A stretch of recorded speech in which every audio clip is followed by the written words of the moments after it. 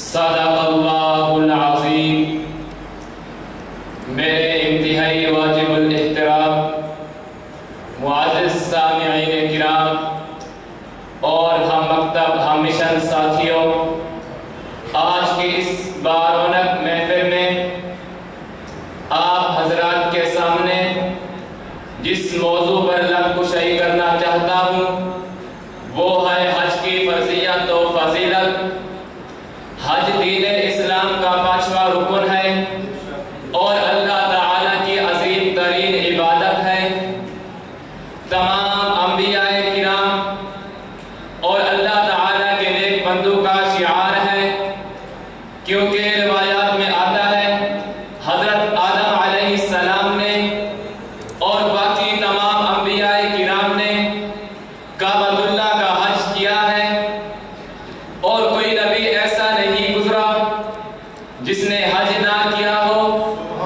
اور اس بات پر تمام امت کا اجماع ہے کہ نماز،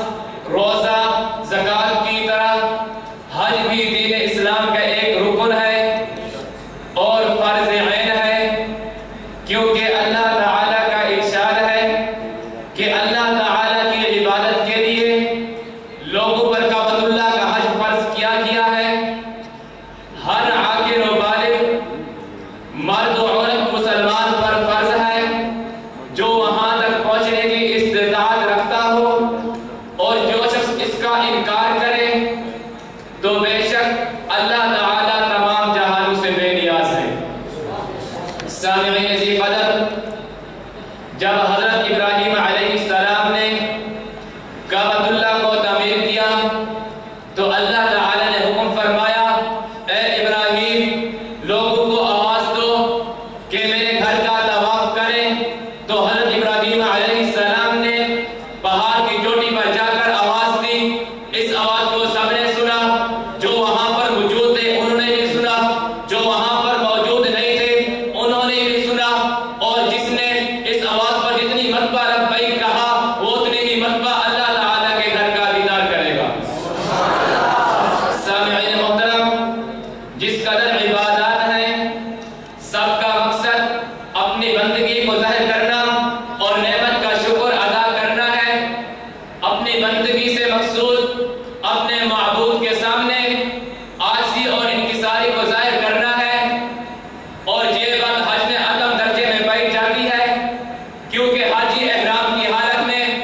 نہایت عاجزی اور انکساری کو ظاہر کرتا ہے،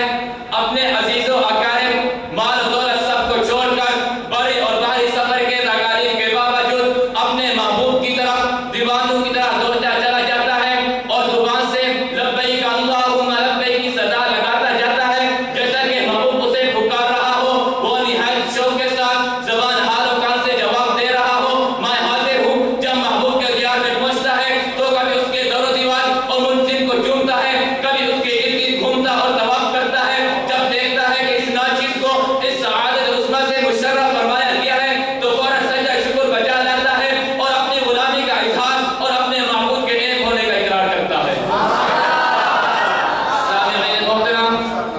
حج ایک جامع اور ہمگیر عبادت ہے۔ اس میں تمام مالی اور بدنی عبادتوں کی روح موجود ہے۔ عاجزی اور بندگی،